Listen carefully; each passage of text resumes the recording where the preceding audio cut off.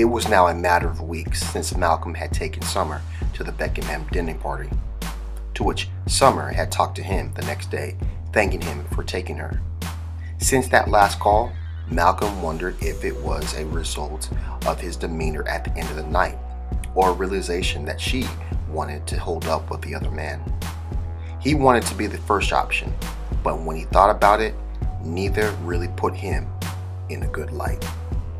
He refused to call her, but he did want to see her, to the extent he'd end up in places where he knew she frequented.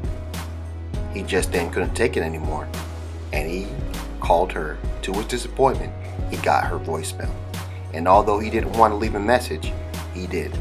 In the message, he played coy, telling her he had been thinking about her and was hoping they could get together again soon, and then Malcolm hung up.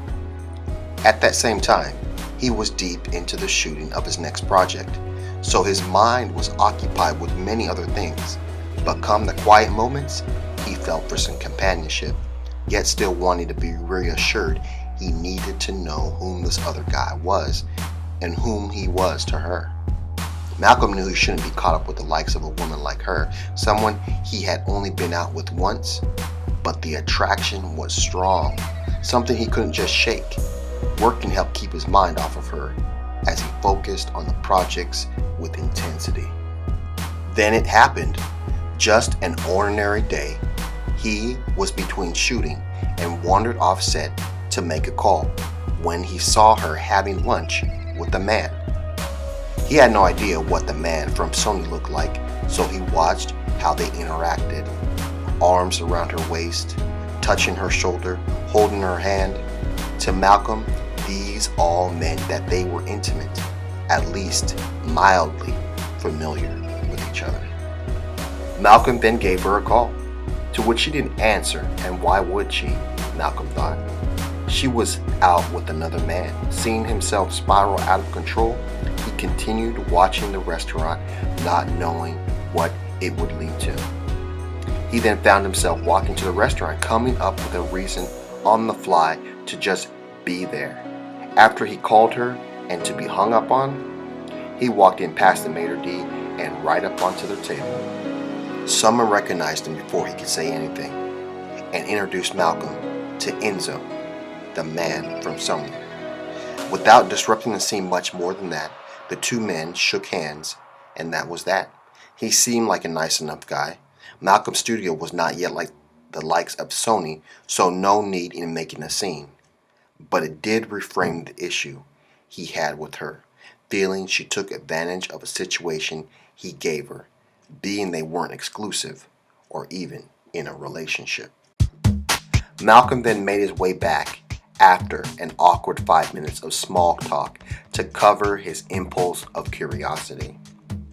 Back on set, he was back in his focused role, closing out the day on a solid note.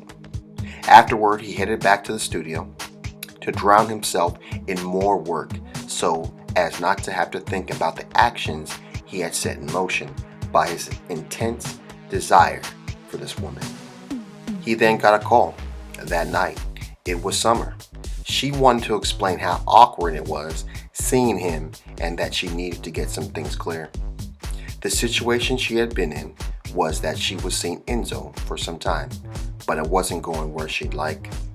Upon going out with Malcolm, she saw how she wanted to be treated, adored, and respected, hoping they could explore that some more with at least another date. Malcolm asked about the status with Enzo, to which she replied he ended it that day, having taken back up with his ex. Malcolm gave it some thought. He liked that she was now talking about it, but not that she would be the rebound guy. So he told her how he felt about her, how he'd love to start up with her that very moment, but he now needed time. She needed time. How long? Who knew? Now that the air was cleared, they could move on, but just not right away. Summer could understand. She wouldn't want to be the rebound either. So they made a pact to give it 30 days of searching and bettering themselves to the day they'd meet and take up like it was their first meeting and seeing if their chemistry was real. Upon getting off the phone with Summer, Malcolm marked his calendar to count down the days till his second first date with Summer.